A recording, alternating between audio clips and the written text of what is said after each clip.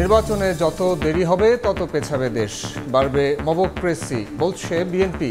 ফেব্রুয়ারিতেই ভোটের আশা, পেছানোর পক্ষে নয় জামায়াত, সুষ্ঠু পরিবেশ নিশ্চিতের আহ্বান। নতুন বাংলাদেশে ফ্যাসিস্ট আচরণ করলে পরিণতি হবে আওয়ামী লীগের মতো, হুঁশিয়ারি এনসিপির। জুলাই সনদ ও ঘোষণাপত্র নিয়ে ষড়যন্ত্র রুখে দেওয়ার ঘোষণা। মানবতা বিরোধী অপরাধের মামলায় শেখ হাসিনার বিচার শুরু হবে কিনা আদেশ বৃহস্পতিবার। অব্যাহতি চেয়ে রাষ্ট্রনিযুক্ত আসামি পক্ষের আইনজীবীর আবেদন। চাকরিচ্যুত বিডিআর সদস্যদের মার্চ টু যমুনা কর্মসূচিতে পুলিশের বাধা, দফায় দফায় সাউন্ড গ্রেনেড নিক্ষেপ, বেশ কয়েকজন আটক। এবং বিটিসিএল এর প্রকল্প চালিয়ে নিতে দুদককে দেয়া চিঠির ভুল ব্যাখ্যা করা হচ্ছে, দাবি বিশেষ সহকারী ফয়েজের। বাধাগ্রস্ত করবে না কার্যক্রম, বলছে দুদক।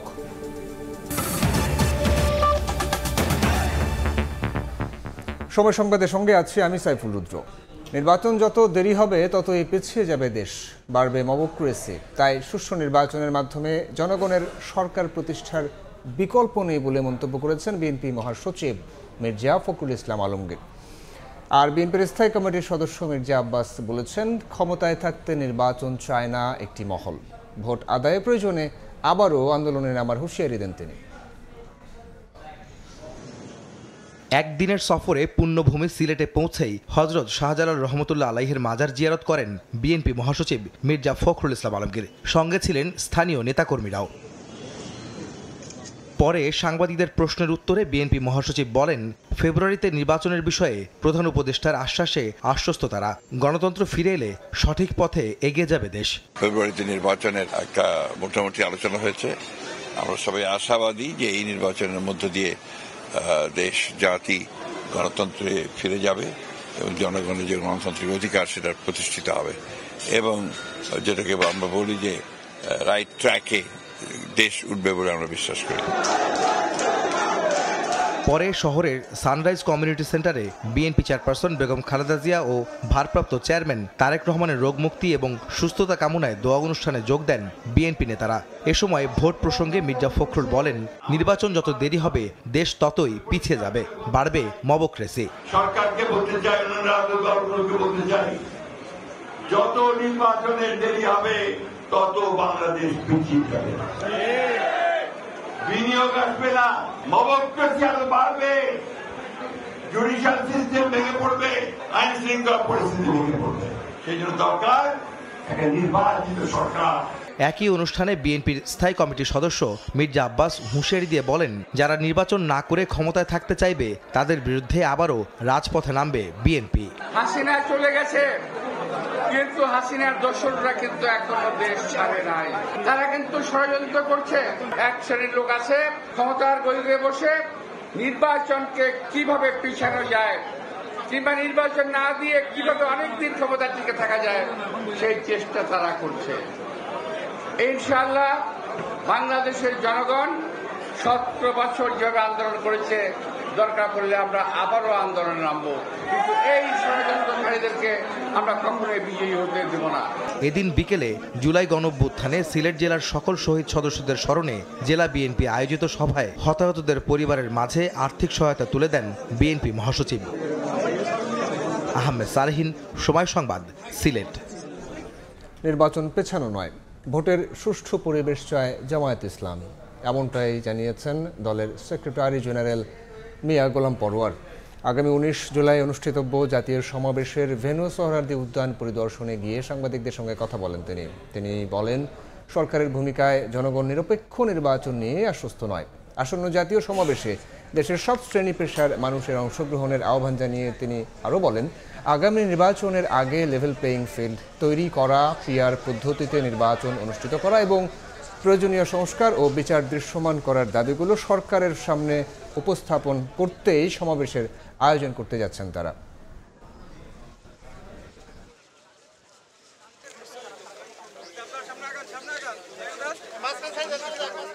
আমরা নির্বাচন পেছানো না করা এ ব্যাপারে কোনো বক্তব্য কখনো রাখি নাই। বক্তব্যটা বুঝতে হবে। আমরা বলেছি, আমাদের আমির সাহেব বলেছেন নির্বাচন আমরা চাই, কিন্তু সেই নির্বাচন যেন তেন নির্বাচন না হয়। তো যেন তেনর অর্থই হলো কোনো দিকে প্রশাসন ঝুঁকে পড়বে, নিরপেক্ষ হবে না, আবার ইলেকশন ইঞ্জিনিয়ারিং হবে, আবার প্রশাসন জবরদস্তি করবে, কেন্দ্র দখল হবে। এই জাতীয় ইলেকশনকে আমাদের আমিরে জামাত মিন করেছেন যে নির্বাচন আমরা হতে দেব, কিন্তু যেন তেন নির্বাচন হতে দেব না। আর সরকারের ভূমিকায় এখনো জনগণ সংশয়ের মধ্যে আছে। নতুন বাংলাদেশে ফ্যাসিস্টের মতো আচরণ করলে আওয়ামী লীগের মতো পরিণতি হবে বলে হুঁশিয়ারি দিয়েছেন এনসিপির আহ্বায়ক নাহিদ ইসলাম। জুলাই পদযাত্রার ৭ম দিনে নাটোরে পথসভায় তিনি আরও বলেন, জুলাই সনদ ও ঘোষণাপত্র নিয়ে কোনো ষড়যন্ত্র মেনে নেওয়া হবে না। এ সময় বিগত সরকারের আমলে প্রতিটি গুম খুনের বিচার দ্রুত নিশ্চিত করার দাবি জানান অন্য নেতারা।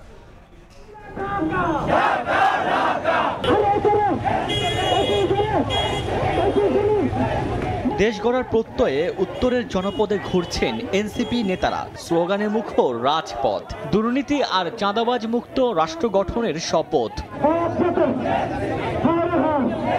দলীয় কর্মসূচির অংশ হিসেবে ৭ম দিনে নাটোরে পদযাত্রা করেন এনসিপি নেতারা। শহরের মাদ্রাসা মোড়ের স্বাধীনতা চত্বরে পথসভায় নেতারা বলেন, নারীরা এগিয়ে না এলে জুলাই গণ অভ্যুত্থান সফল হতো না। নারীদের নিয়েই আগামীর বাংলাদেশ গঠন করা হবে। সন্ত্রাসী ও চাঁদাবাজদের বিরুদ্ধে সবাইকে সোচ্চার হওয়ার আহ্বান জানান তারা। বাংলাদেশের নারীরা যদি নেমে না আসতো, এই অভ্যুত্থান সফল হতো না। নারীদের ত্যাগ, বাংলাদেশের নারীদের দীক্ষা, বাংলাদেশের নারীদের বিসর্জন, এই সব কিছু বাংলাদেশকে পরিবর্তন করবে। এই নাটোরে কি কোনো চাঁদাবাজের ঠাঁই হবে? দখলদারের ঠাঁই হবে?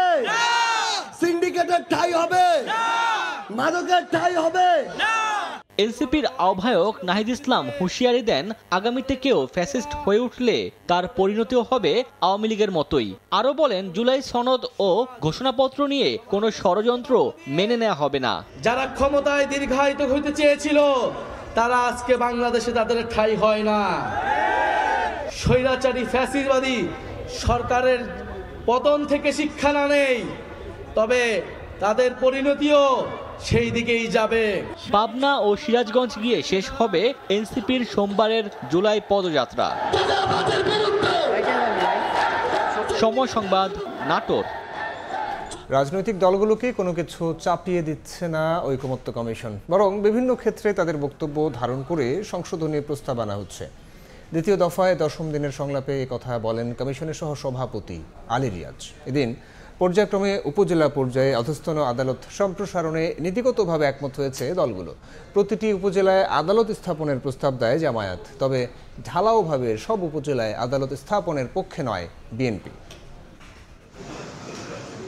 সংস্কার ইস্যুতে সংলাপের ধারাবাহিকতায় সোমবার রাজধানীর ফরেন সার্ভিস একাডেমিতে রাজনৈতিক দলগুলোর সঙ্গে আলোচনায় বসে জাতীয় ঐকমত্য কমিশন।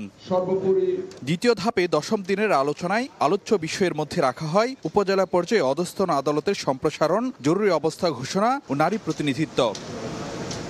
আলোচনার প্রথম পর্বে উপজেলা পর্যায়ে অধস্তন আদালত স্থাপনের বিষয়ে নানা মতামত থাকলেও এ বিষয়ে ঐকমত্য কমিশনের প্রস্তাবে নীতিগতভাবে একমত হন রাজনৈতিক দলের প্রতিনিধিরা।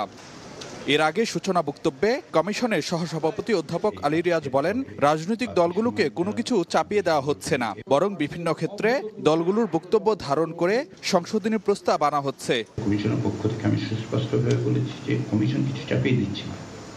সব বিষয়ে একমত হওয়ারও কোনো বিষয় নেই। আমি বারবার বলেছি সব বিষয়ে আমরা একমত হব না। তার সবচেয়ে বড় উদাহরণ হচ্ছে এই যে প্রাথমিক পর্যায়ে যে 166টি, তার বাইরে যেগুলোর ব্যাপারে সুনির্দিষ্টভাবে অধিকাংশ দল বলেছেন যেগুলো রাখা যাবে না। আমরা চেষ্টা করছি যাতে আপনাদের সেন্টিমেন্টটাকে, আপনাদের বক্তব্যগুলোকে ধারণ করেই আবার একটা সংশোধিতভাবে সেটা উপস্থাপন করা। আমাদের লক্ষ্য হচ্ছে যে গুরুত্বপূর্ণ বিষয়গুলো যেন আলোচিত হয়, আমরা চেষ্টা করি একমতের জায়গায় আসতে। ফলে এই সংশোধিত ভাষ্যগুলো হচ্ছে যে আপনাদের আলোচনার পরিপ্রেক্ষিতে। আলোচনা ইতিবাচক হচ্ছে উল্লেখ করে আলী রিয়াজ বলেন, এ ধারা অব্যাহত রাখতে হবে। ফারুক ভিয়া, রবিন, সময় সংবাদ, ঢাকা। এই মুহূর্তে রাজধানীর ফরেন সার্ভিস একাডেমিতে আছেন সানবের রূপল, সরাসরি যাচ্ছি তার কাছে। রূপল, এখনো পর্যন্ত যে দ্বিতীয় দফার 10 দিন আলোচনা হয়েছে এবং আজকে 10ম দিন, এবং 10ম দিনের আলোচনায় সকালবেলায় কিন্তু ঐক্যমত্য কমিশনের সহসভাপতি তিনি বলেছেন যে রাজনৈতিক দলগুলোর উপরে কোনো কিছু চাপিয়ে দেওয়া হচ্ছে না, তাদের সহযোগিতা নিয়েই ঐক্যমত্য কমিশন একটি জুলাই সনদ করতে চায় এবং সেই সনদের জন্যই এগিয়ে নিতে চায় এই আলোচনা। এবং এখনো পর্যন্ত যে 20টি মৌলিক বিষয় নিয়ে আলোচনা চলছে তার মধ্যে উল্লেখযোগ্য বেশিরভাগ বিষয়গুলোই উত্থাপন করা হয়েছে, আর অল্প কয়েকটি বিষয় হয়তো উত্থাপন করা বাকি আছে। এর মধ্যে একাধিকবারও আলোচনা হয়েছে, এরকম বিষয় আছে। আজকে যে বিষয় নিয়ে আলাপ আলোচনা হয়েছে তার মধ্যে সেই বিষয়গুলো এর আগেও একদিন আলোচনা হয়েছে। তো আজকে একটি বিষয় ঐক্যমত হতে পেরেছে রাজনৈতিক দলগুলো, সেটি হচ্ছে কি আদালতকে আরও বিকেন্দ্রীকরণ করে উপজেলা পর্যায়ে নিয়ে যাওয়া এবং অধস্তন আদালতকে উপজেলা পর্যায়ে নিয়ে যেতে চায় সরকার, এবং সেজন্য যে প্রতিবন্ধকতাগুলো আছে সেগুলোও তুলে ধরা হয়েছে এবং বাজেট ঘাটতি এবং স্থাপনা নির্মাণ সহ অন্যান্য যে বিষয়গুলো আছে সেইগুলোকেও ধীরে ধীরে পর্যায়ক্রমে বাস্তবায়ন করার কথা বলা হয়েছে। এবং যে উপজেলাগুলোতে খুব কাছাকাছি জায়গায় অন্য একটি আদালত আছে সেই উপজেলাগুলো বাদ দিয়ে আদালত করার বিষয়ে, অধস্তন আদালত করার বিষয়ে কিন্তু ঐক্যমত পোষণ করা হয়েছে। এবং যে চৌকিগুলো আছে সেগুলোকে স্থায়ী আদালতে রূপান্তর করার জন্য একটি ঐক্যমত পোষণ করা হয়েছে।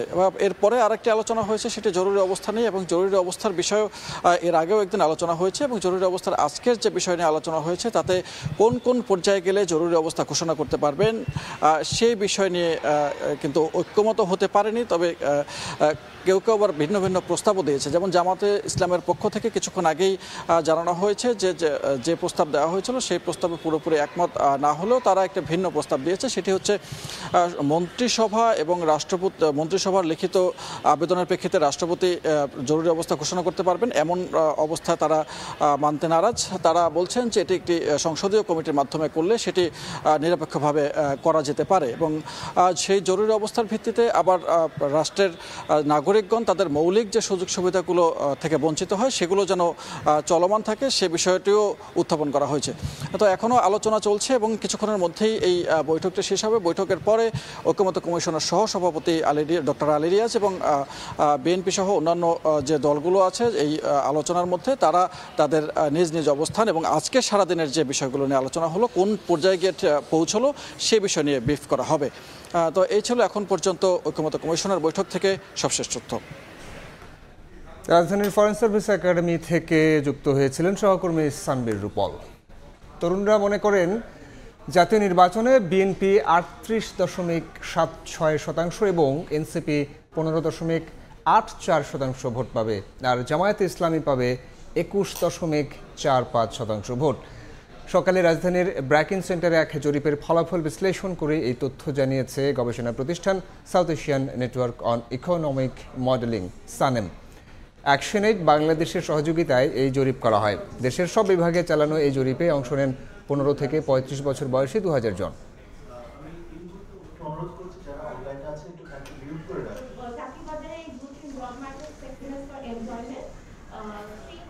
সাবেক প্রধানমন্ত্রী শেখ হাসিনা, আসাদুজ্জামান খান কামাল, চৌধুরী আবদুল্লাহ আল মামুনের বিচার শুরু হবে কিনা জানা যাবে বৃহস্পতিবার। সোমবার শুনানি শেষে আদেশের এই দিন ধার্য করেন আন্তর্জাতিক অপরাধ ট্রাইব্যুনাল।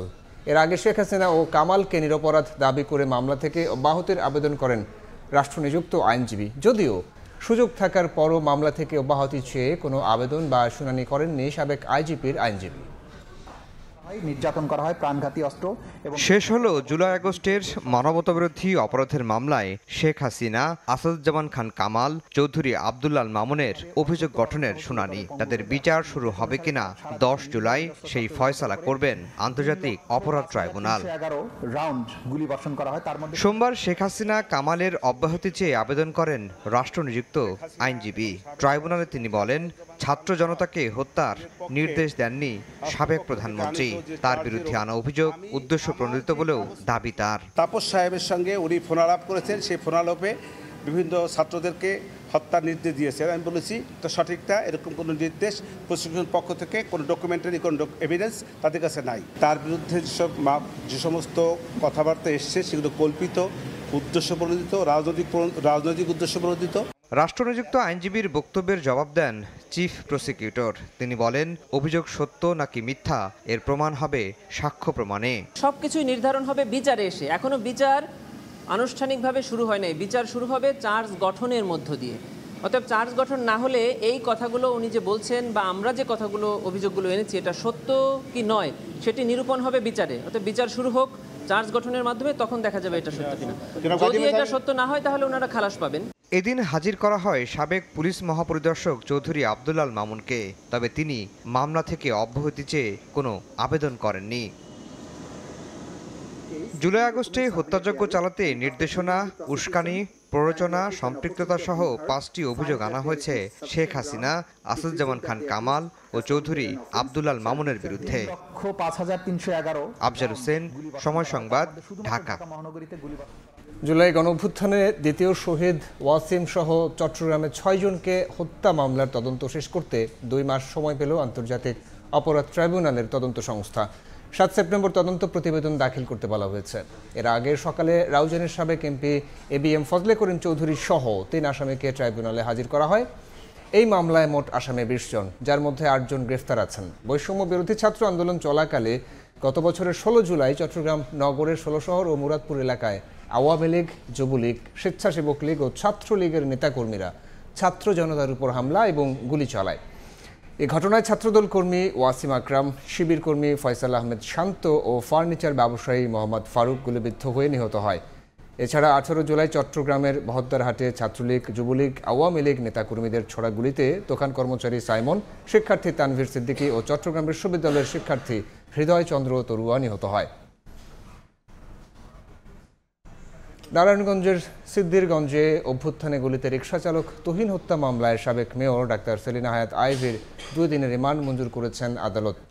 দুপুরে জেলা সিনিয়র জুডিশিয়াল ম্যাজিস্ট্রেট আদালতের বিচারক মাইনুদ্দিন কাদের এ আদেশ দেন।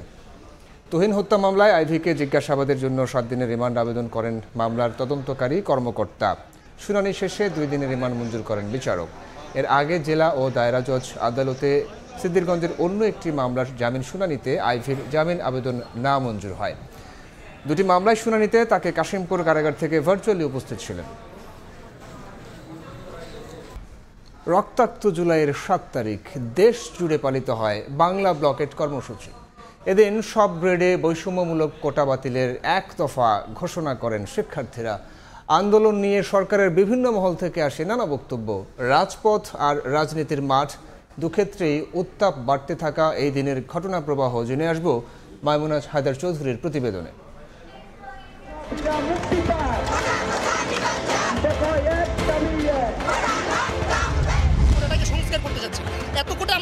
বৈষম্য থেকে মুক্তি পাওয়ার জন্য এই আন্দোলন, আমাদের দাবি আদায় করে আমরা রাজপথ ছাড়ব।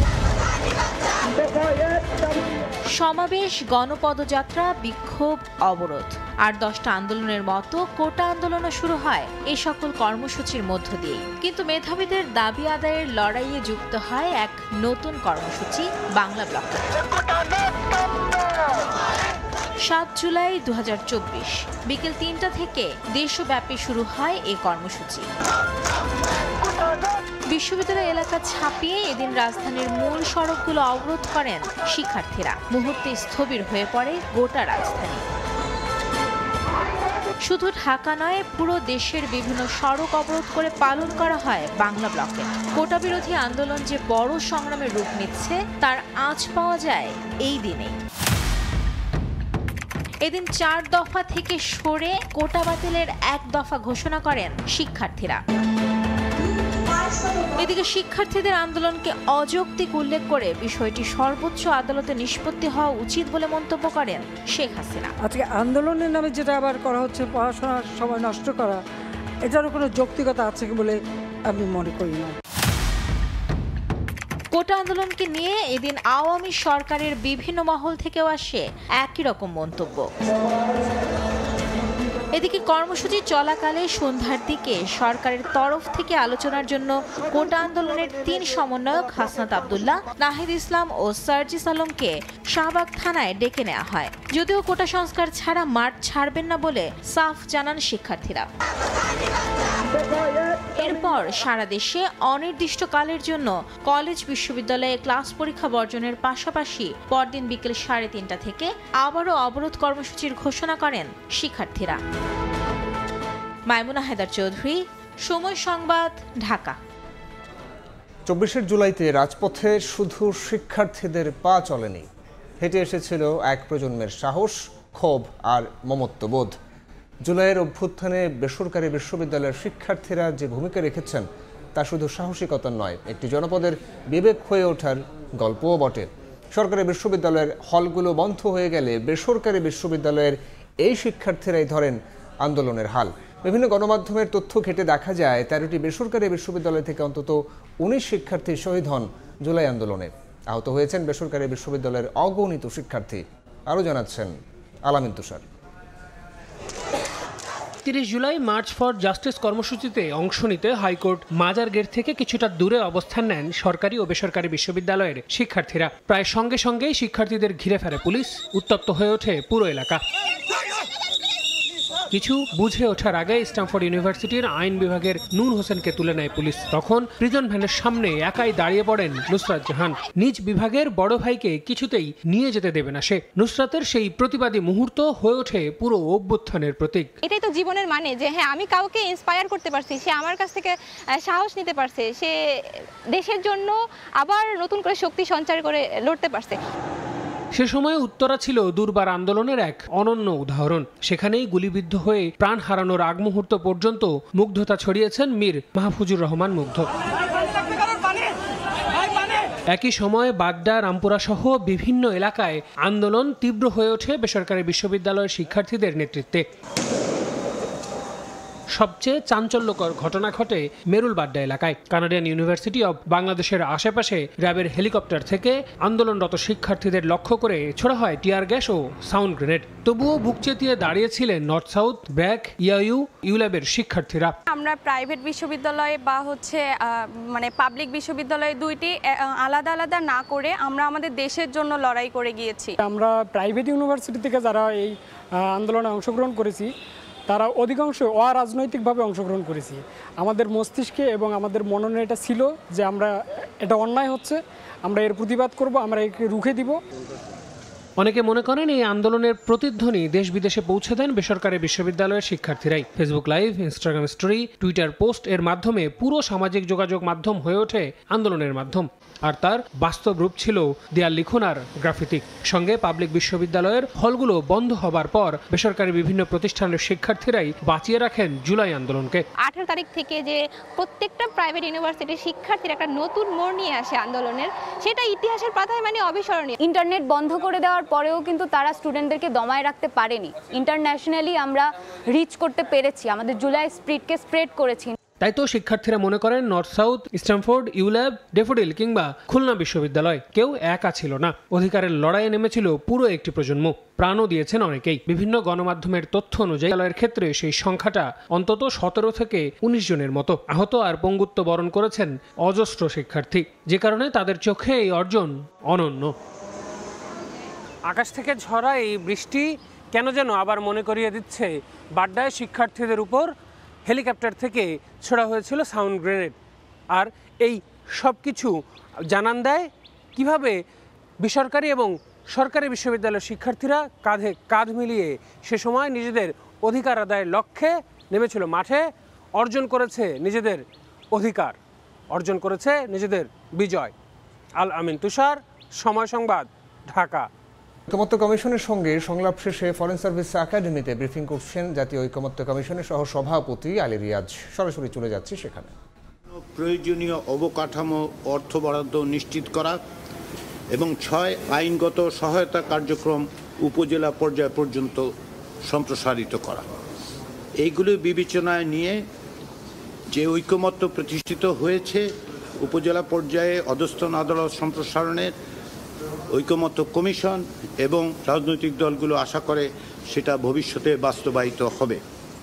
দ্বিতীয় যে বিষয় নিয়ে আমরা দীর্ঘ সময় ধরে আলোচনা করেছি সেটি হচ্ছে জরুরি অবস্থা। বাংলাদেশের বিদ্যমান সংবিধানের 141 ধারা অনুচ্ছেদে যে জরুরি অবস্থা জারির বিষয় আছে সে বিষয়ে আলোচনা হয়েছে আজকে।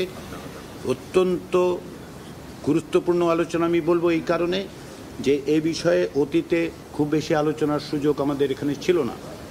রাজনৈতিক দলগুলো বিভিন্ন অবস্থান থেকে আসলেও কার্যত দুটো বিষয়ে আজকের দিনে একমত হওয়া গেছে। এর একটি হচ্ছে এই যে বিদ্যমান সংবিধানের 141 যে অনুচ্ছেদ আছে তার ক খ গ সমস্ত কিছুর ক্ষেত্রেই এইটা সংশোধন, সংযোজন, বিযোজন, পরিবর্তন করার ব্যাপারে ঐকমত্য হয়েছে, একমত হওয়া গেছে। দ্বিতীয় যেটার বিষয়ে একমত হওয়া গেছে সেটা হচ্ছে যাতে করে জরুরি অবস্থা কোনো অবস্থাতেই কোনো পরিস্থিতিতেই রাজনৈতিকভাবে ব্যবহৃত না হয় সেটা নিশ্চিত করার বিষয়ে ঐকমত্য হয়েছে। তারপরেও আমরা যেটা সিদ্ধান্ত নিয়েছি যে আজকেই আমরা বলছি না যে 141 ধারার অনুচ্ছেদের বিষয়টা এইখানেই নিষ্পত্তি হলো। রাজনৈতিক দলগুলো এটা নিয়ে যেহেতু একটি সুস্পষ্ট প্রস্তাব ছিল জাতীয় ঐকমত্য কমিশনের পক্ষ থেকে, প্রস্তাবটি আজকেই দেয়া হয়েছে। এটা সংশোধিত প্রস্তাব। তার কারণ হচ্ছে যে অতীতে মূল প্রস্তাবে এনসিসির মাধ্যমে ব্যবস্থা, তদুপরি সংবিধান সংস্কার কমিশন 141-এর যে বিষয়ে রাজনৈতিক দলগুলোর মধ্যে একমত হওয়া যায়নি, সে কারণেই সংশোধিত একটি প্রস্তাবকে ঐকমত্য কমিশন রাজনৈতিক দলগুলোকে দিয়েছিল। ফরেন সার্ভিস একাডেমিতে ব্রিফ করছেন ঐকমত্য কমিশনের সহ সভাপতি ডক্টর আলী রিয়াজ। বিটিসিএল এর 5G ট্রান্সমিশন নেটওয়ার্ক প্রকল্প চালিয়ে নিতে দুদককে দেয়া চিঠির ভুল ব্যাখ্যা করা হচ্ছে বলে দাবি করেছেন প্রধান উপদেষ্টার বিশেষ সহকারী ফয়েজ আহমেদ তৈয়ব। তিনি বলেন, ব্যক্তি স্বার্থ নয়, দেশের স্বার্থেই দুদকের কাছে সহায়তা চাওয়া হয়েছে। প্রকল্প চলমান রেখে দরপত্র সহ অন্যান্য ক্ষেত্রে অনিয়ম খতিয়ে দেখতে পারে দুদক। এদিকে প্রধান উপদেষ্টার বিশেষ সহকারীর চিঠি অনুসন্ধান কার্যক্রমে কোনো প্রভাব ফেলবে না বলে জানিয়েছে দুদক। দুদককে থামিয়ে দিতে বিশেষ সহকারীর চিঠি, 150 কোটির প্রকল্পে ব্যয় 326 কোটি টাকা। বিটিসিএল এর বন্ধ থাকা 5G উপযোগীকরণে অপটিক্যাল ফাইবার ট্রান্সমিশন নেটওয়ার্ক উন্নয়ন প্রকল্প আবার চালু করতে দুদকে প্রধান উপদেষ্টার বিশেষ সহকারীর চিঠি দেওয়া নিয়ে চলছে ব্যাপক সমালোচনা। সোমবার ফরেন সার্ভিস একাডেমিতে ব্রিফিংয়ে এ বিষয়ে নিজের অবস্থান তুলে ধরেন প্রধান উপদেষ্টার বিশেষ সহকারী। এবং আমাদের সরকারকে চরিত্র হননের একটা চেষ্টা আপনারা মিডিয়াতে দেখেছেন। আমি এর নিন্দা জানাই এবং আমি সুস্পষ্টভাবে বলতে চাই, আমি এবং আমার মন্ত্রণালয়ের বর্তমান দায়িত্বপ্রাপ্ত আমরা যারা আছি তারা কোনো ধরনের কোনো দুর্নীতিতে জড়িত নই। এর আগে সময় সংবাদকে দেওয়া সাক্ষাৎকারে বলেন, এই প্রকল্পে বিশ্বমানের যন্ত্রপাতি সরবরাহ করবে ভেন্ডররা। ইতোমধ্যে 290 কোটি টাকা পরিশোধ করেছে সরকার। প্রকল্প বাতিল হলে ভেন্ডরদের কাছ থেকে অর্থ ফেরত না পাওয়ার শঙ্কা আছে। আইপি প্রজেক্ট নামে আরেকটা প্রজেক্ট আছে, সেই প্রজেক্টটা ডিডব্লিউডিএম প্রজেক্টের কারণে সম্পূর্ণ করা যাচ্ছে না। ফলে আমরা যদি দুটো প্রজেক্ট একসাথে বাস্তবায়ন করতে না পারি তাহলে সমুদয় প্রায় 600 কোটি টাকার প্রজেক্ট নষ্ট হয়ে যাবে। চাহিদা মাত্র 26 টেরাবাইট ব্যান্ডউইথের, অথচ কেনা হচ্ছে 126 টেরাবাইট সক্ষমতার যন্ত্রপাতি। এমন অভিযোগেরও ব্যাখ্যা দেন তিনি। প্রাথমিক ডিপিপির যে স্পেসিফিকেশনে সেটা কিছুটা আমি ভুল বলবো না, সেখানে কিছুটা জিনিস মিসিং কম্পোনেন্ট ছিল। সেখানে ক্যাশ ট্রাফিক যোগ করা হয়নি এবং সেখানে রিডান্ডেন্সি যোগ করা হয়নি। এই দুটো ট্রাফিক যদি আপনি যোগ করেন তাহলে 126 টেরাবাইটের যে ক্যাপাসিটি, এই ক্যাপাসিটি আমি কোনো ভুল দেখি না। এদিকে প্রধান উপদেষ্টার বিশেষ সহকারীর চিঠি অনুসন্ধান কার্যক্রমে কোনো প্রভাব ফেলবে না বলে জানিয়েছে দুদক। শুভ খান, সময় সংবাদ, ঢাকা। এনবিআর সংস্কার আন্দোলনের নামে যারা সীমা লঙ্ঘন করেছেন তারা শাস্তি পাবে কিনা তা বিশেষভাবে দেখা হচ্ছে। তবে দায়িত্বশীলদের ভয়ের কোনো কারণ নেই। দুপুরে ঢাকা কাস্টমস হাউস পরিদর্শন শেষে আয়োজিত সংবাদ সম্মেলনে একথা জানান সংস্থাটির চেয়ারম্যান। এ সময় রাজস্ব আদায়ও শঙ্কা কেটে গেছে বলে নিশ্চিত করেন তিনি। সম্প্রতি এনবিআর সংস্কার আন্দোলনে নেতৃত্ব দেয়া কয়েকজন কর্মকর্তাকে অব্যাহতি দিয়েছে সরকার। কারো সম্পদের খোঁজে নেমেছে দুর্নীতি দমন কমিশন, দুদক। এমন আতঙ্কিত পরিস্থিতির মধ্যেই জাতীয় রাজস্ব বোর্ড এনবিআর চেয়ারম্যান জানালেন, দায়িত্বশীল কর্মকর্তাদের ভয়ের কোনো কারণ না থাকলেও ভিন্নভাবে দেখা হচ্ছে সীমা লঙ্ঘনকারীদের বিষয়। তাদের যে কাজকর্ম সেগুলো যদি তারা সুষ্ঠুভাবে সম্পন্ন করে তাহলে আমি মনে করি না যে তাদের কোনো ভয়ের কোনো কারণ আছে। সোমবার দুপুরে ঢাকা কাস্টমস হাউস পরিদর্শন এবং বিআর চালান ও ডিএম সফটওয়্যার উদ্বোধন শেষে আয়োজিত সংবাদ সম্মেলনে জানান, রাজস্ব আদায়ে স্থবিরতার কোনো শঙ্কা নেই। 24 ঘন্টা অনলাইন সেবায় যাচ্ছে চট্টগ্রাম, মোংলা, বেনাপোল বন্দর। ডিউটি রিলেটেড যে পেমেন্টগুলো সেগুলো আগে একটু ভিন্ন পদ্ধতিতে হতো। আমরা এটাকে নতুনভাবে কমপ্লিট অনলাইন বেসিসে অটোমেটেড চালান সিস্টেমের মাধ্যমে কার্যকর করেছি। এর ফলে গাড়িতে বসেও ট্যাক্স পেমেন্ট করে তার মালটা খালাস করে নিয়ে যেতে পারেন। একইভাবে সরকারের জন্য সুবিধা হলো সরকার সরাসরি এই টাকাটা তৎক্ষণাৎ ট্রেজারিতে পেয়ে যান।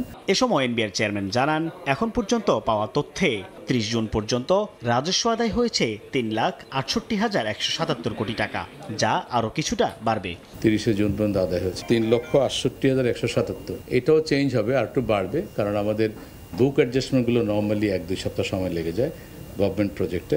যে কোনো পরিস্থিতিতে কাস্টমস সচল রাখতে হবে, কোনো অবস্থায় বন্ধ করা যাবে না বলেও রাজস্ব বোর্ড কর্মকর্তাদের নির্দেশনা দেন সংস্থাটির চেয়ারম্যান। 3,68,000 কোটি টাকার। সাইফুল ইসলাম, সময় সংবাদ, ঢাকা। আর্থিক খাতে রাজনৈতিক চাপ মোকাবিলায় রাজনীতিকে পরিশুদ্ধ করতে হবে বলে জানিয়েছেন governor doctor Ahsan H Mansur. বিকেলে মতিঝিলে কেন্দ্রীয় ব্যাংকে সংবাদ সম্মেলনে তিনি আরও জানান, ঝুঁকি ও ব্যবসার ধরন বিবেচনায় 61টি ব্যাংকে 12 গ্রুপে ভাগ করার উদ্যোগ নেওয়া হয়েছে। আগামী বছরের শুরু থেকে রিস্ক বেসড সুপারভিশন শুরু হবে। এজন্য এরই মধ্যে 20 ব্যাংকের সঙ্গে পাইলটিং হয়েছে। আর্থিক খাতে স্থিতিশীলতা নিশ্চিত করাই বাংলাদেশ ব্যাংকের কাজ বলে জানান গভর্নর। সবকিছুই এই গ্রুপগুলোকে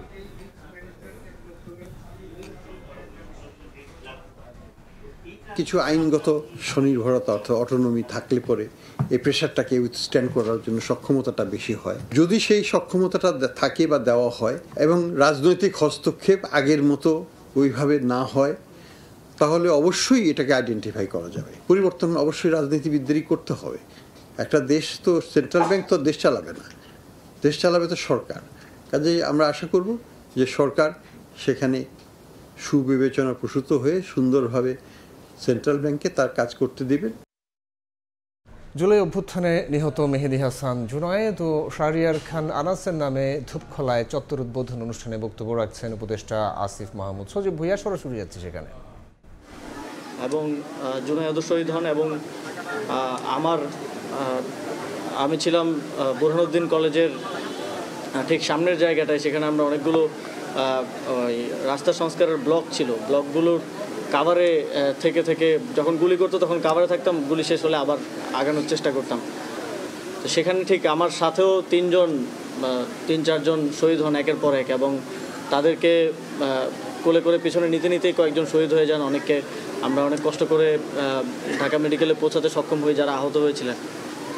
তখনও বুঝতে পারছিলাম না যে আসলে কি হচ্ছে, কারণ ইন্টারনেট ছিল না এবং আসলে আমাদের লং মার্চের ডাকে মানুষ সাড়া দিয়েছে কিনা, ঢাকার অন্যান্য জায়গায় কী অবস্থা, যেহেতু চানখারপুলে এরকম চলতেছে। এবং এটা তো নিশ্চিত ছিল যে 5ই আগস্ট যদি আমাদের গণঅভ্যুত্থানের সফলতা না আসতো, তাহলে আমরা হয়তো একটা ভিন্ন বাংলাদেশে থাকতাম। হয়তো আমাদের অনেককে সেই ঘটনার পরে আরও শহীদ হতে হতো।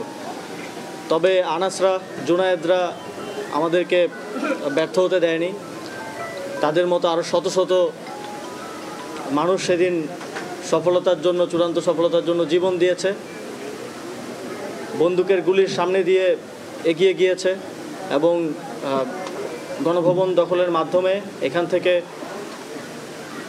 দীর্ঘ 2 যুগ ধরে থাকা ফ্যাসিবাদকে বিতাড়নের মাধ্যমে বাংলাদেশকে একটা নতুন বাংলাদেশ সৃষ্টির সুযোগ তৈরি করে দিয়েছে। এই শহীদদেরকে শুধু স্মরণে রাখা না, তাদের যেই প্রেরণার জায়গা থেকে, যেই দেশপ্রেমের জায়গা থেকে, যেই বাংলাদেশ গড়ার স্বপ্ন নিয়ে, আপনারা আনাসের চিঠিটা যদি দেখেন, সেখানে সে লিখেছে যে কেন সে জীবন দিতে যাচ্ছে। এবং যমুনা অভিমুখে পদযাত্রার সময় চাকরিচ্যুত বিডিআর সদস্যদের ছত্রভঙ্গ করে দেওয়া হয়েছে। দুপুরে রাজধানীর কাকরাইল মোড়ে জলকামান নিক্ষেপের পাশাপাশি একের পর এক সাউন্ড গ্রেনেড ছোড়ে পুলিশ। এ ঘটনায় কয়েকজন আহত হয়েছেন, কয়েকজনকে আটক করেছে পুলিশ। দফায় দফায় সাউন্ড গ্রেনেড, জলকামান আর ধাক্কাধাক্কিতে উত্তপ্ত হয়ে ওঠে রাজধানীর কাকরাইল মোড়। সকালে শাহবাগের জাতীয় জাদুঘরের সামনে অবস্থান কর্মসূচি পালন করেন চাকরিচ্যুত বিডিআর সদস্যরা। দাবি পূরণে সাড়া না পেয়ে যমুনা অভিমুখে পদযাত্রা শুরু করেন তারা। এ সময় পথে একাধিকবার পুলিশের বাধা উপেক্ষা করে কাকরাইল মোড়ে অবস্থান নেন আন্দোলনকারীরা। বলেন, দাবি আদায় না হলে রাজপথ ছাড়বেন না। এক স্বৈরাচার সরকারকে আমরা পতন করছি, এই সরকার কি আমাদের দুঃখটা বুঝবে না? আমাকে জেলবন্দিদের ভাই সকল আছে, জেলবন্দি থেকে মুক্তি দেওয়ার জন্য খুনি হাসিনা সরকার আমাদেরকে নতুন একটা কালো আইন তৈরি করে আমাদেরকে চাকরিচ্যুত করছে। যেদিন দাবি আদায় হবে লিখিতভাবে সেই দিন আমরা চলে যাব। পরে চাকরিচ্যুত বিডিআর সদস্যদের ছত্রভঙ্গ করতে জলকামান নিক্ষেপ করে পুলিশ।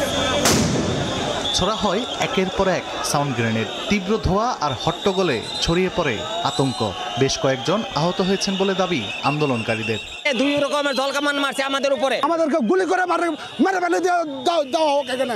আমরা আর বাঁচতে চাই না এই বাংলার বুকে। আমাদের সাথী ভাইকে ধরে নিত না, আমরা তো কোনো উচ্ছৃঙ্খল বাহিনী নয়, আমরা সুশৃঙ্খল বাহিনী। আইন শৃঙ্খলা বাহিনী বলছে সড়ক ছাড়তে 10 মিনিট সময় দেওয়া হলেও সরেনি আন্দোলনকারীরা। শেষ পর্যন্ত বাধ্য হয়ে ব্যবস্থা নিতে হয়। 10 মিনিট পার হওয়ার পরে এরপরও আরেকবারও মৌখিকভাবে ওয়ার্নিং দিচ্ছি যে ভাই চলে যাও, তো ওরা আসলে কোনোভাবে শুনবে না, ওরা শেষ পর্যন্ত থাকবে। তো এরপরে যেটা হয় আমরা ডিসপার্স করার জন্য যেটা করার দরকার, ওরার কারণ বা ওই যে সাথে বোম যেটা ওই যে সাউন্ড গ্রেনেড এটা মারা হয়েছে। এ ঘটনায় বেশ কয়েকজন আটক করা হয়েছে বলে জানান পুলিশের এই কর্মকর্তা। তানভীর হাসান মেঘ, সময় সংবাদ, ঢাকা। সময় সংবাদে খবর প্রচারের পর আরও বেপরোয়া হয়ে উঠেছেন ক্যান্টনমেন্ট থানার ওসি আলিম। চাঁদাবাজদের বিরুদ্ধে অভিযোগ করতে গেলে মামলা না নিয়ে থানায় আটকে রেখে উল্টো নিজেই চাঁদা নেন ভুক্তভোগীদের কাছ থেকে। এমন অভিযোগের ভিত্তিতে সংবাদ প্রচার হলে ওসি আলিমের হুমকিতে ঢাকা ছাড়তে বাধ্য হন ভুক্তভোগীরা। দফায় দফায় চেষ্টা করেও ওসিকে পাওয়া যায়নি। তবে ডিএমপির ঊর্ধ্বতন কর্মকর্তারা জানান, অভিযোগের সত্যতা পেলে ব্যবস্থা নেবেন তারা। ওসি আলিমের অনিয়ম আর স্বেচ্ছাচারিতা নিয়ে মাহাদ ইসলাম ধ্রুবর ধারাবাহিক রিপোর্টের দ্বিতীয় পর্ব আজ। ক্যামেরায় ছিলেন শাহজাহান খান।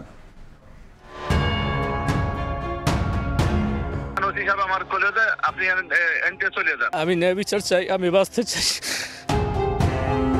2রা জুন সময় সংবাদে নিজের বিরুদ্ধে সংবাদ দেখে একদিন পরই অভিযোগকারীদের শায়েস্তা করতে হাজির হন ওসি আলিম। সিসি ক্যামেরার ফুটেজে ধরা পড়ে সেই দৃশ্য। শুধু 4 জুনই নয়, মোট 3 দফা নির্মাণাধীন ওইসব ভবনে গিয়ে সবাইকে শাসিয়ে আসেন ক্যান্টনমেন্ট থানার ওসি আলিম। সেই ঘটনার পর থেকে ওসি আলিমের বিরুদ্ধে যারা অভিযোগ করেছিলেন তারা এলাকা ছাড়া। বন্ধ হয়ে গেছে নির্মাণাধীন ভবনগুলোর সব ধরনের কাজ। ওসি নিজে এসে ওই সিকিউরিটি ইনচার্জে কি করছে, গলায় এভাবে ধরে চাপ দিছে, মানে কিডি বাইরে ধরছে, কিডি বাইরে ধাক্কাতে ফেলাই দেয়, 2 দিনটা থাপড় মারছে। ক্যান্টনমেন্ট থানায় মামলা রুজু করতে যাই, ওসি সাহেব আমাকে ওখানে থাপ্পড় মেরে লকআপে পুরে দেয়। বলছে সারাতে গেলি 50,000 টাকা দিতে, পরে 50,000 টাকা দিলাম। দেওয়ার পরে টাকা রাহার পরে ওরা ছাড়ল না, সারি আমারও ছাড়ল না, আমারও রাহিয়ে দিল। ভুক্তভোগীরা সে সময় অভিযোগ করেন, ওসির নির্লিপ্ততার সুযোগে চাঁদাবাজরা বেপরোয়া হয়ে ওঠে ইসিবি মানিকদি এলাকায়। এসব নিয়ে পুলিশ সদর দপ্তর সহ সরকারি বেসরকারি বেশ কয়েকটি সংস্থায় লিখিত অভিযোগ করে ভুক্তভোগীরা, কিন্তু কোনো সুরাহা হয়নি। এসব নিয়ে সংবাদ প্রচারিত হয় 2রা জুন। সংবাদ প্রচারের পর এখন খোঁজ মিলছে না ওসির বিরুদ্ধে অভিযোগ দেওয়া শাহজাদা নামের এক ব্যক্তি। আসাদ নামের অপর এক অভিযোগকারী অজ্ঞাত স্থান থেকে মোবাইলে জানান ওই এলাকায় আর ফিরবেন না তিনি। এখানে শেষ না, ইসিবি এলাকার এক ব্যবসায়ীর কাছ থেকে আর্থিক সুবিধা চেয়ে না পেয়ে তাকেও হয়রানি করেন ওসি আলিম। অর্থনৈতিকভাবে খুব খারাপ অবস্থায় যাচ্ছিলাম, আমি ওনার অনৈতিক সেই আবদারগুলো রাখতে পারিনি। রাখতে না পারায় উনি আবার সেই যে আওয়ামী লীগ নেতা আমাকে এই মামলাগুলো দিয়ে আমাকে এভাবে জেল খাটাইছে মাসের পর মাস। তার সাথে যোগসাজশে আমাকে আওয়ামী দোষর টেক লাগায় আমাকে ছাত্র জনতার মামলা দেওয়া শুরু করে, আমাকে বারবার আমাকে হয়রানি করতেছে। আমি তার হয়রানির কারণে আমার বাসা বাড়িতে আমি কোথাও থাকতে পারতেছি না। আমি দীর্ঘদিন নির্যাতনের শিকার। এসব বিষয়ে জানতে কয়েকদিন দফায় দফায় যোগাযোগের চেষ্টা করা হলেও সাড়া মেলেনি ওসি আলিমের। মোবাইলে মেসেজ ও কল করা হলেও তিনি কোনো উত্তর দেননি। আপনি যে নম্বরটিতে কল করেছেন তা এই মুহূর্তে ব্যস্ত আছে। ডিএমপির এই ঊর্ধ্বতন কর্মকর্তা বলছেন, অভিযোগের সত্যতা মিললে ব্যবস্থা নেবেন তারা। কারোর বিরুদ্ধে কোনো রকম হয়রানিমূলক বা মিথ্যাভাবে কাউকে কোনো মামলায় জড়িয়ে কোনো মামলা প্রদানের কোনো অবকাশ নেই। কারো কোনো গাফিলতির প্রমাণ পাওয়া যায় তাহলে অবশ্যই আমরা প্রয়োজনীয় ব্যবস্থা গ্রহণ করব। বিভিন্ন ব্যবসায়ের কাছ থেকে চাঁদা তোলা, থানায় যথাযথ সময় না দেওয়া সহ বিভিন্ন অভিযোগ আছে ওসি আলিমের বিরুদ্ধে। আইন রক্ষা যার কাজ, সেই ক্যান্টনমেন্ট থানার ওসি আব্দুল্লাহ আলিম প্রতি পদে পদেই করছেন বেআইনি কাজ। দুর্নীতি, অসঙ্গতির পাশাপাশি এখন তার বিরুদ্ধে আওয়াজ তুললে দিচ্ছেন প্রাণনাশের হুমকি। রক্ষক যখন ভক্ষক হয় তখন ন্যায় বিচার চাইবে কার কাছে এলাকার সাধারণ জনগণ? এমন প্রশ্ন এখন সর্বসাধারণের। মাহাদ ইসলাম ধ্রুব, সময় সংবাদ, ঢাকা। সময় সংবাদে আরও থাকছে, ইলন মাস্কের রাজনৈতিক দল গঠনের ঘোষণায় তোলপাড় মার্কিন রাজনীতি। হাস্যকর আখ্যা দিয়ে লাইনচ্যুত ট্রেনের সঙ্গে তুলনা ট্রাম্পের। পাল্টা সমালোচনায় টেসলা প্রধান।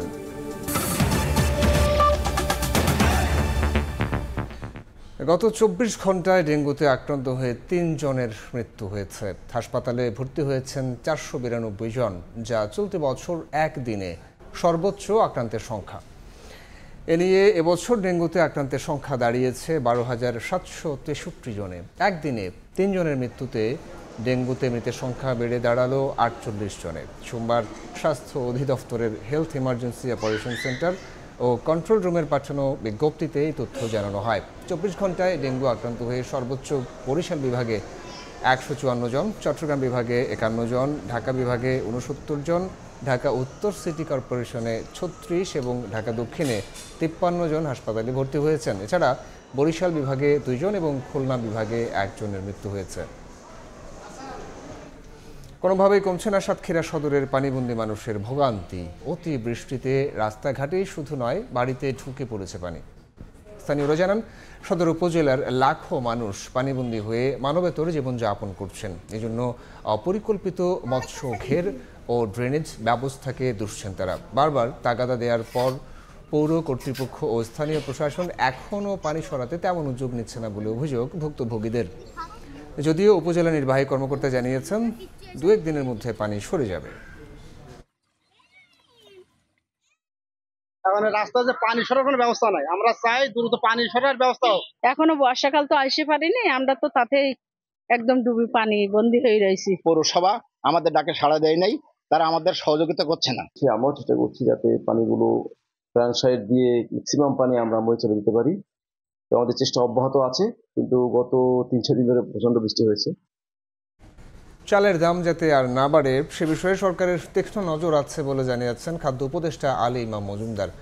সকালে রাজধানীর একটি হোটেলে এক অনুষ্ঠানে তিনি আরও জানান, আগামী মাসে ওএমএস সহ খাদ্য বান্ধব কর্মসূচি চালু হলে চালের দাম কমে আসবে।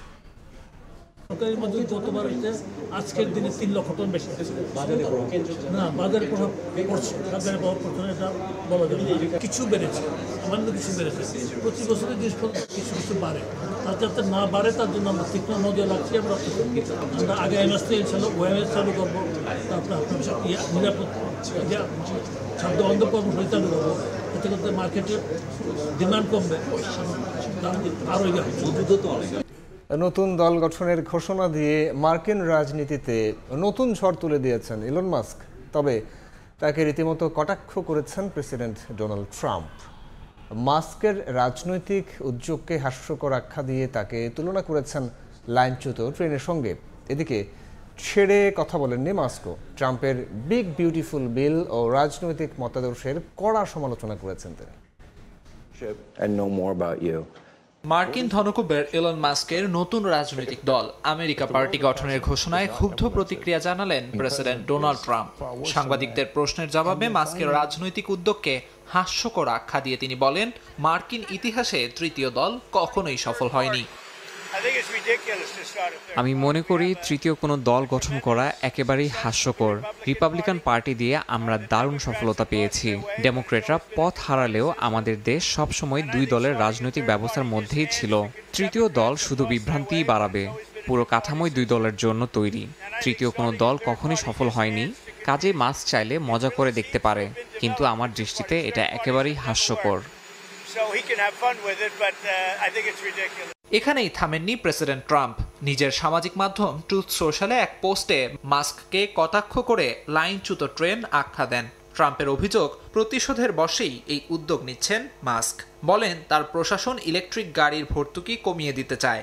পাশাপাশি মাস্কের বিরুদ্ধে ব্যক্তিগত স্বার্থ চরিতার্থের অভিযোগ তুলে বলেন নিজের বন্ধু জ্যারেড আইজ্যাকম্যানকে নাসার প্রধান করতে ট্রাম্পকে সুপারিশ করেছিলেন মাস্ক। ট্রাম্প আরও বলেন নাসা মাস্কের বিশাল ব্যবসার অংশ, তাই সেই নিয়োগ বাতিল করেছেন বলেও জানান তিনি। ট্রাম্পের তীব্র আক্রমণের জবাবে মাস্কও সরাসরি কটাক্ষ করেন প্রেসিডেন্টকে। বাজেট বিল নিয়ে ক্ষোভ উগরে দিয়ে বলেন এই বিল যুক্তরাষ্ট্রকে দেউলিয়া করে দিচ্ছে। তার দাবি বিলটি ধনীদের কর ছাড় করলেও স্বাস্থ্য ও কল্যাণ খাতে বড় আঘাত হেনেছে। কংগ্রেশনাল বাজেট অফিসের হিসাবে বিলটি 2034 সালের মধ্যে বাজেট ঘাটতি বাড়াবে $3.3 ট্রিলিয়ন। এতে করে 1 কোটিরও বেশি মানুষ স্বাস্থ্য বীমা হারাতে পারেন। এর আগে নতুন রাজনৈতিক দল আমেরিকা পার্টির যাত্রা শুরুর ঘোষণা দেন মাস্ক। তার এই উদ্যোগ রাজনৈতিক প্রতিবাদের রূপ বলেই মনে করছেন বিশ্লেষকরা। মাস্কের দাবি ডেমোক্র্যাট ও রিপাবলিকানরা একে অপরের প্রতিচ্ছবি। আমিরুল ইসলাম আলিফ, সময় সংবাদ। ফুটবল মাঠে অসাধারণ নৈপুণ্যে দেশের 18 কোটি মানুষকে আনন্দে ভাসালেও আনন্দ নেই ঋতুপর্ণার পরিবারে। তার মা ভূষপতি চাকমা 1.5 বছর ধরে ভুগছেন দুরারোগ্য ব্যাধি ক্যান্সারে। এ পর্যন্ত মায়ের চিকিৎসা ব্যয় একাই বহন করে যাচ্ছেন ঋতু। এই অবস্থায় সাহায্যের হাত বাড়িয়ে দিতে চায় জেলা প্রশাসন।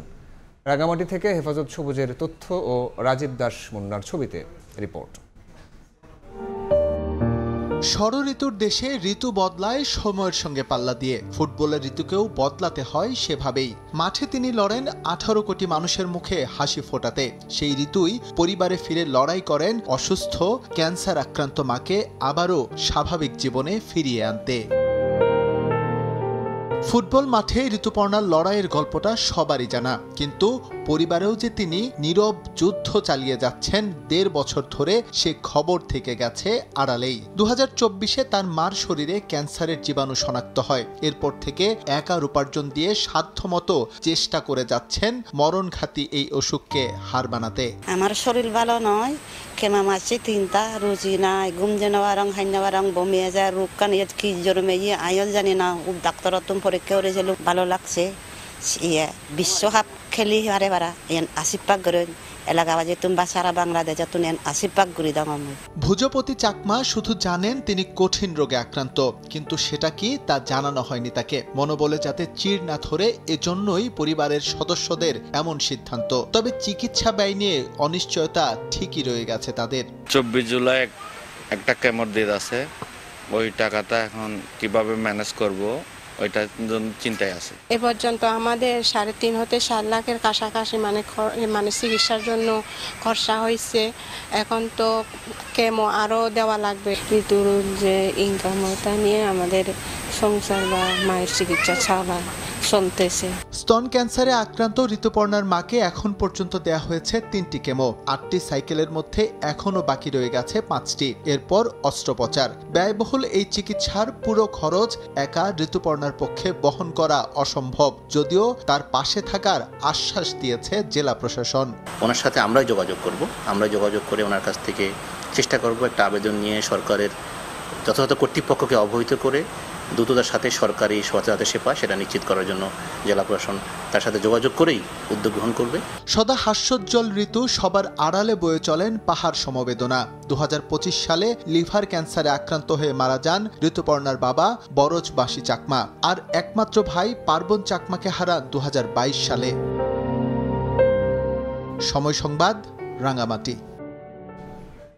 এ পর্যায়ে শীর্ষ সংবাদগুলো জানিয়ে দিব আরও একবার। নির্বাচনে যত দেরি হবে তত পেছাবে দেশ, বাড়বে মবক্রেসি, বলছে বিএনপি। ফেব্রুয়ারিতেই ভোটের আশা, পেছনের পক্ষে নয় জামায়াত, সুষ্ঠু পরিবেশ নিশ্চিতের আহ্বান। নতুন বাংলাদেশে ফ্যাসিস্ট আচরণ করলে পরিণতি হবে আওয়ামী লীগের মতো, হুঁশিয়ারি এনসিপির। জুলাই সনদ ও ঘোষণাপত্র নিয়ে ষড়যন্ত্র রুখে দেওয়ার ঘোষণা। এই ছিল সময় সংবাদে, সঙ্গে থাকুন সময়ের।